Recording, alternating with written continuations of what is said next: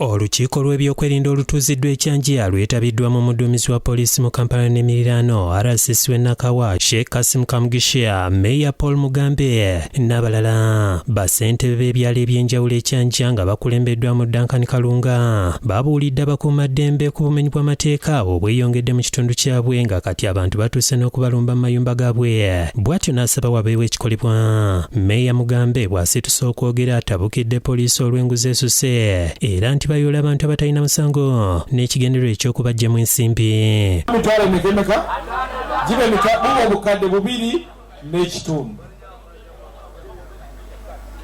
Kuba ebiseera ebisinga abantu bano bakwatibwa ate okuteeba bawaayo ki.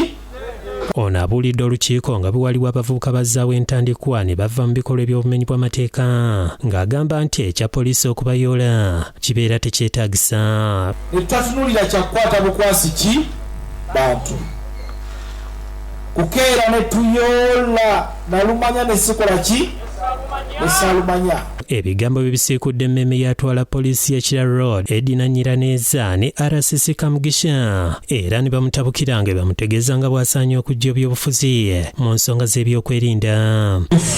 Njagala okutegeera abameka abaawa abapoliisi ssente ate kyenjagala obbagamba nti mmwe abagaba ssente kyetaaga namwe tubakwate mu corruption. Download the app on App Store or Google Play Store now. Vision Digital Experience, the future of media.